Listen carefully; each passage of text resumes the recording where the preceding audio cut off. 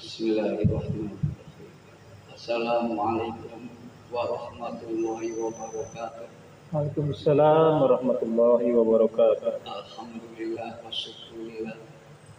Asyhadu an la ilaha illallah wahdahu la syarika lah wa asyhadu anna Muhammadan abduhu wa rasuluh la haula wa la quwwata illa billah. Alhamdulillah, setelah kita memanjatkan puji syukur kepada Allah Subhanahu serta salam Nabi kita Muhammad sallallahu alaihi wasallam. Para pemirsa, pada kesempatan ini ya saya akan berdialog langsung dengan Bapak Samsudin yang mana dialog ini adalah dialog yang kedua. Kemudian para pemirsa, yang saya ketahui sekarang ini ternyata Pak Samsudin itu dia betul-betul relawan ya, setelah ke Gajah dulu ke Lombok dulu. Gajah tahun 2012 sampai 2014. Gajah ya 2011 sampai akhir 2010 sampai dengan akhir 2012 sampai dengan awal 2014. Jadi sekitar setahun 4 bulan. Bayangkan coba para pemirsa, saya sendiri aja mengagumi mereka berdua suami istri. Ternyata dia bukan hanya ke Lombok saja, sebelum ke Lombok dia ke Gajah. Bagaimana perasaannya ke Lombok? Di sana itu sedang betul-betul dalam krisis. Tapi Pak Samsudin dengan hati yang ikhlas, dengan hati yang bersih, Allah selalu memudahkan urusannya, usahanya dalam hal kebaikan. Sebagaimana dia berkunjung ke Gajah, kemudian ke Lombok. Pak Samsudin, ya saya mengulangi kembali ya, bagaimana perasaan Pak Samsudin ketika berangkat dari kediaman atau dari Indonesia ke Gajah gitu. Apa yang yang dibayangkan oleh Pak Samsudin gitu. Ini pertanyaan kedua kali ya, supaya bisa agak lebih jelas gitu. Ya dimana kita tahu, semua dunia ini tahu bahwa kekejaman Israel dengan Palestina gitu. Bahkan ada yang banyak mengatakan saya pengen ke sana, dia belum tentu berani ya. Belum tentu berani. Saya pikir gimana ya begitu datang kita disuguhkan dengan suara peluru, kendali, barangkali gitu ya. Bom, coba teriak-teriakan, ya itu sudah di benak Samsudin ya itu. Nah, itu bagaimana coba Pak Samsudin ketika tiba, dan kemudian tiba di tempat di mana gitu? Setelah dari bendahara ke mana? Gitu? Ya, alhamdulillah. Setelah yang lalu juga kita pernah terangkan sedikit, sekarang ada keberangkatan kami itu dari Jakarta ke Palestina ya, tapi jalur Gazanya ya, jalur Gaza. Pada waktu itu memang melalui Mesir, dari Mesir kemudian melalui Menanjung Sinai ya, sampai ke Rafah. Rafah itu adalah pintu masuk antara Mesir sampai ke Palestina, jalur Gaza. Jadi Rafah itu adalah bordernya ya, border itu pintunya. Ya, alhamdulillah kami bisa masuk pada waktu itu sampai dengan membangun rumah sakit yang sudah seperti kami ceritakan sebelumnya. Akhirnya ya sampai di sana ya kita banyak sekali kegiatan-kegiatan sebenarnya sih. Oh gitu ya. Ya gini Pak Samsudin, ini maaf aja ya. Saya banyak tuh solusi dengar tuh ya orang yang beriman ya, yang beriman lah orangnya. Ada yang berkata saya mau ke Gajah ikut perang, ikut ini dan mau saya gitu. Menurut pendapat mereka ya. Tapi menurut pemikiran saya Pak Samsudin, andai kata juga di sana ikut perang ya, ikut jihad kita gitu ya, kira-kira Pak Samsudin siap nggak itu kira-kira? Ya, siap atau tidak siap bukan masalah sebenarnya. Sebenarnya yang mereka butuhkan saudara-saudara kita di jalur Gaza bukan kita turun ikut berperang, tidak. Gitu, iya, iya. Karena mereka pun masih sanggup untuk menghadapi Iya. Israel sebenarnya masih mereka sanggup, pun ya. masih punya kekuatan untuk membuat rudal atau dan lain sebagainya. Kekuatan iman juga Ya, ada ya. kekuatan imannya lebih Iya. padat lagi, apalagi mereka bilang Iya. sahih. Wah itu. Kalau kita tidaklah, kita bisa bangun dari sisi yang lain, khususnya untuk masyarakat Indonesia. Nah, sebaiknya kita bantu dari segi materi dan moral. Jadi menguatkan bahwa ini loh, Palestina juga, Indonesia juga turut ikut berpartisipasi, harus berpartisipasi untuk kemerdekaan Palestina. Sebagaimana waktu Indonesia merdeka, Palestina Iya. begitu kan ikut adil juga mereka itu ya, alhamdulillah Iya, gitu. jadi dulu juga pernah kedua kalinya ya Pak Samsudin ya dengan Palestina itu ya. Iya 2 kali ini. Oh iya. 2 kali ini. Ya, kemudian juga saya juga dengar ya dari orang-orang pejuang bahwa Indonesia juga ketika berperang dengan orang-orang asing ya, yang udah kita tahu semua, katanya di antara yang betul-betul bersungguh-sungguh membantu Indonesia itu kan Palestina. Ya, itu langsung saya dengar dari Kementerian Palestina gitu ya. Dan saya yakin juga mereka orang-orang Palestina itu yang menganggap bahwa kesiriannya atau ke Palestina itu sebagai sebagai simpati sebagai apa ya? Ya empati lah. Hah? Empati lah ya. Simpati lah ya. Empati Ya. empati. Iya, ya. Dan mereka juga sangat gembira sekali tentunya ya kedatangan orang-orang Indonesia ke Palestina gitu ya. Gitu. Kemudian Pak Samsudin, Anda sana bertugas yaitu dalam rangka membuat rumah sakit. Rumah sakit itu, saya mau tanya apa di sana nggak ada rumah sakit? Banyak. Tapi kalau saya dapat kabar dari Mercy itu ya, begitu perang dahsyatnya tahun 2009 itu, begitu hancur banyak, Mercy berpikiran bahwa kita harus membuat rumah sakit lagi, karena tidak cukup rumah sakit yang ada itu kalau kondisi perang itu tidak cukup untuk menampung. Makanya alhamdulillah Mercy membuat atas nama masyarakat Indonesia ya, sumbangsi dari masyarakat Indonesia, Mercy yang mempelopori bisa membangun rumah sakit Indonesia di jalur Gaza, itu sangat membantu sekali, karena memang itu aja ya, ini contoh salah satu contoh aja. Oh, tahu. Kayaknya Mercy ini kayaknya jeli juga ya Pak Samsudin ya. Jeli banget gitu loh sampai ke sana. Itu keinian almarhum, kalau saya baca di bukunya ensiklopedi almarhum Dr. Yusrijal gitu. Iya. Oh iya. Ya alhamdulillah. Kayaknya jeli banget ya kayaknya. Ini maaf nih. Saya juga pernah melihat almarhum Yusrijal ya di Sulawesi itu. Aduh, kayaknya sulit sekali untuk mendapatkan orang itu ya. Kayaknya gimana itu gigi gitu ya. Subhanallah. Ya makanya saya grup dari rombongan kita ini, kami ini hanya 2 lantai. Makanya kemarin seperti yang sudah saya ungkapkan juga yang di episode yang pertama, bahwa 2 lantai berikutnya dikerjakan pada tahun 2018 oleh saudara-saudara kita dari Al-Fatah juga, dari berbagai daerah. Nah, itu kan Daerah Indonesia ya. Indonesia untuk beberapa ini. Itu rata-rata akan sumbangsi rakyat Indonesia. Kalau mau tahu, Ustaz, pintu yang ada di dalam rumah sakit itu namanya sesuai dengan donasi yang ada. Donasi di pintunya ya. Pintu ini, ruang ini adalah Lombok. Jadi ruangan beserta isinya Lombok yang donasinya. Di sini ruang operasi waktu itu kalau nggak salah itu Aceh terbesar donasinya, itu ruang operasi itu. Semua yang ada di dalam ruang operasi itu Aceh biayanya. Semua daerah ada. Semua daerah ya, banyak di pintu-pintu itu semua. Ya, alhamdulillah. Dari Jakarta nggak di? Jakarta ada, sudah pasti ada. Ya. Tapi alhamdulillahnya kita Kalau kita kan nggak ada Al-Fatah, nggak ada pintu Al-Fatah di sana. Kita hanya sebagai relawannya saja untuk membantu. Semua itu ya namanya saling mendukung bangsa antar bangsa Indonesia. Memang alhamdulillah bisa sampai terjadi seperti itu ya, sangat luar biasa sekali Oh ya. kegiatan. Kemudian gini Pak Samsudin, ya setiap orang juga pasti ada ingin mencari kehiburannya ya.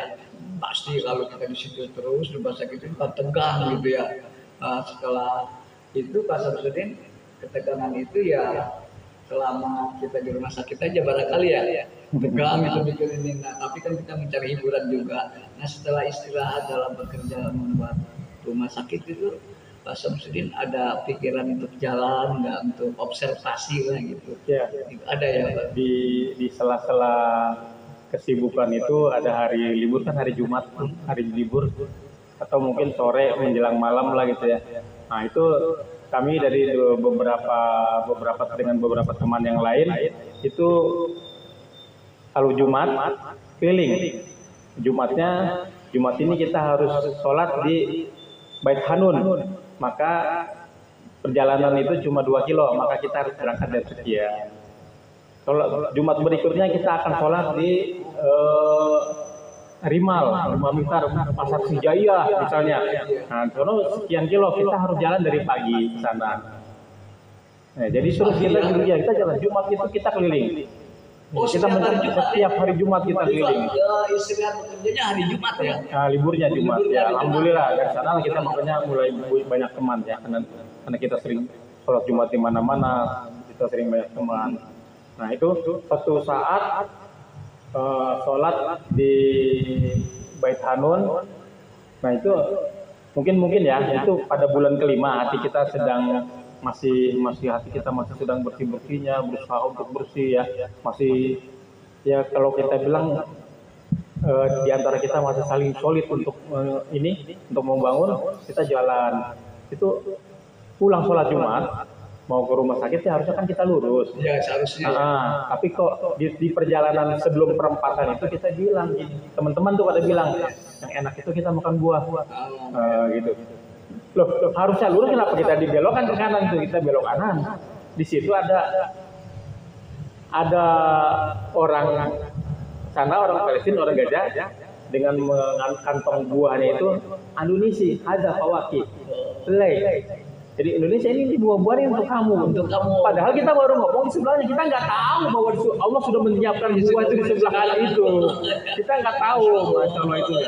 Nah, dari situ kemudian teman-teman bilang lagi yang enak ini biasanya minum dengan asyir, dengan sirup-sirup dengan itulah gitu ya, dengan minuman sejenis yang kita inginkan minum di sana.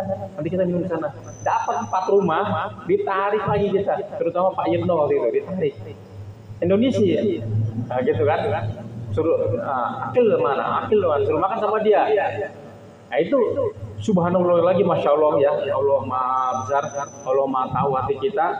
Begitu kita masuk ke rumahnya, buah apa? Minuman yang kita inginkan itu di dalam pembicaraan kita sudah tersedia di rumah itu, masya Allah itu. Malah ada lagi satu lagi orang dari Pak Syuhada dari Lampung bilang kita enaknya sih makan nasi goreng nih ala Indonesia. Tuh udah lama tuh aku turun nyiapin nasi goreng itu dengan ikan. Orang sana? Iya, orang sananya. Jadi pada saat pada Jumat itu dalam perjalanan mau pulang ke Mustafa, ke rumah sakit itu bangunan rumah sakit Indonesia, nah kita sudah mendapatkan 3 itu, sudah 3 keajaiban kalau menurut saya ya, kalau menurut saya itu keajaiban yang Allah memang memberikan kepada hamba-hambanya yang hatinya pada waktu itu mungkin bersih ya. Nah, pada waktu itu mungkin hatinya lagi bersih-bersihnya, Allah kabulkan pada waktu itu ya, masya Allah itu. Jadi kalau menurut berita yang ada di sana itu di Gaza itu sekitar 1.500 masjid. Jalur Gaza ya, kecil itu jalur Gaza itu separuh Jakarta kali ya. Nah itu kami jalani itu setiap Jumat dan setiap sore atau Jumat sampai malam kita baru pulang malam itu ya, kita baru bisa menjalani 150 masjid yang baru kita satronin itu selama kita di sana ya. Karena kan terbatas waktu masalahnya. Ada libur, ya kan baru kita kerjakan. Sore hari, ya alhamdulillahnya dari masjid-masjid yang kita satroni itu, kita sholat di sana, itu rata-rata di sana ada anak-anak tarbiyah tahfiz Quran. Rata-rata ya hampir setiap itu banyak tahfiz Quran. Hebat, Masya Allah itu ya. Memang dididik, rupanya mereka dididik sedemikian rupa supaya mereka itu hafiz Quran dan mereka itu tidak gentar menghadapi supaya mereka kuat. Baru saya mau bicara seperti itu. Jadi bukan hanya dilatih untuk pegang senjata saja ya, tapi harus dilatih dengan membaca Al-Quran. Emang itu satu-satunya ini siapa? Satu-satunya Pak.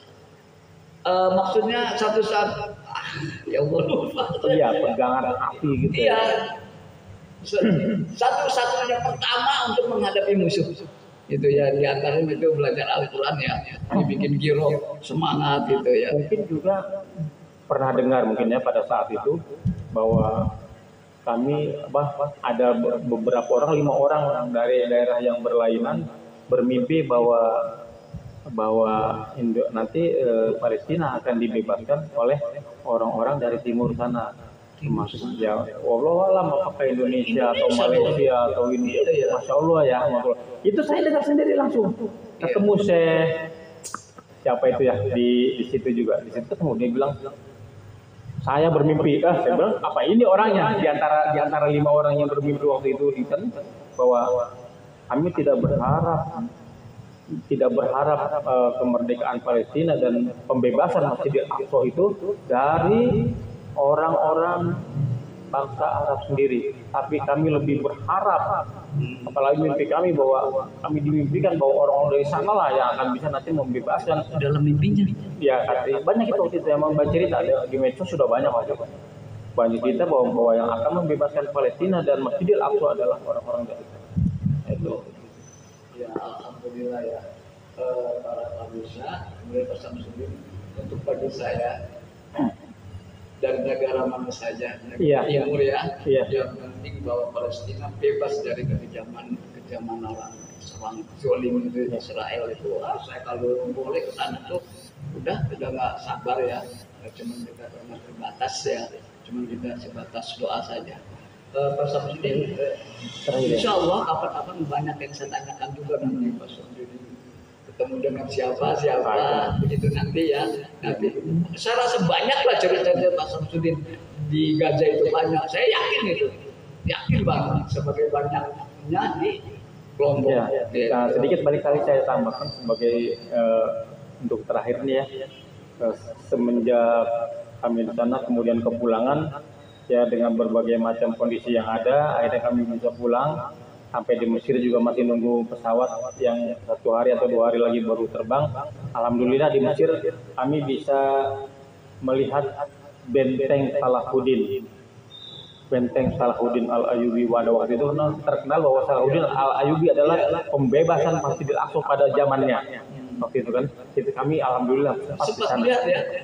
Dan kami juga sempat melihat kekuasaan Allah yang waktu itu diberikan kepada Fir'aun, piramid. Alhamdulillah kami ke sana juga bersama-sama. Sempat melihat sana dan alhamdulillah pulangnya Allah berikan juga kemudahan dan Allah berikan juga rezeki lewat Pak Farid dari Mercy. Kami diumrohkan, alhamdulillah itu yang paling luar biasa yang kita inginkan. Ternyata memang Allah memberikan semua. Hanya itu barangkali. Semoga Mercy dan Al-Fatah tetap bersinergi bersatu. Para pemirsa sekalian ya, kami alhamdulillah sebelum saya tutup ya, jadi mempunyai kesimpulan bahwa kita itu memang yang kedatangan ke sana itu ya khususnya Pak Samsudin ya, termasuk Pak Samsudin ya dengan ikhwan-ikhwan yang lain ya, yaitu termasuk saya sendiri loh nih, saya termasuk menganggap mereka ini adalah umat Wasato ya, umat yang dipilih oleh Allah. Jadi untuk keyakinan saya para pemirsa, sulit untuk pergi ke sana kecuali orang-orang yang hatinya bersih. Menurut kesimpulan saya, sebagaimana Pak Samsudin tadi cerita, ketika dia pulang dari masjid, apa yang diinginkan hatinya, makan sesuatu, tiba-tiba datang. Itu semua kehendak Allah semua, bukan kehendak siapa-siapa Pak Samsudin ya. Itu kehendak Allah semua itu, subhanallah. Udah janji Allah bagi hamba-hambanya yang soleh, yang bersih hatinya. Gak usah ketat, wala tahzanu wala takhafu. Begitu ya Pak ya. Pemirsa, wala tahzanu wala takhafu. Jangan ketat dengan takut. Tidak akan kamu mati, tidak akan kamu lapar. Allah Maha Kaya dan Allah Maha Bijaksana, Allah Maha Mengetahui, dan itu semuanya ujian kolbu buat kita ya. Bagi Allah kecil, kalau dia balik itu Israel hancur nggak tuh? Iya, kalau dari Toel hancur, tapi ini semua ujian bagi ladang amal soleh. Ladang amal soleh, dan sebagai ujian buat kita, buat hati-hati kita. Ini namanya ujian kolbu. Ya bagi para masyarakat, orang-orang muslimin, wal mukminin dan di Indonesia, mari kita sama-sama memperhatikan saudara kita yang ada di Palestina. Yang jelas Al-Aqsa. Yang jelas Al-Aqsa hakuna. Allahu Akbar. Demikian para pemirsa, dari sahabat AR, silaturahmi dan dakwah serta kreativitas ya, mengucapkan mohon maaf atas keliruannya dari kami, dan semoga Allah memberi rahmat kepada para pemirsa dan kepada orang-orang mukmin yang pemikirannya selalu berfokus kepada Gaza atau Palestina ya. Amin. Kita doakan semoga, dan saya pribadi dari sahabat AR, semoga Allah memberi keriduan kepada istri dan rahmat. Semoga Allah memudahkan segala urusannya dalam hal apapun. Amin. Ya Bapak Samsudin ya. Semoga kita bisa meningkatkan takwa kita ya Pak Samsudin ya. Silakan, ada salam kepada Pak Mirsa, Pak Samsudin. Ayo silakan. Mau bicara dengan Pak Mirsa. Udah cukup. Para Pak Mirsa sekalian, sekianlah saya tutup dengan doa subhanakallahumma wa bihamdika asyhadu an la ilaha illa anta astaghfiruka wa atubu ilaik. Wassalamualaikum warahmatullahi wabarakatuh. Waalaikumsalam. Salam sahabat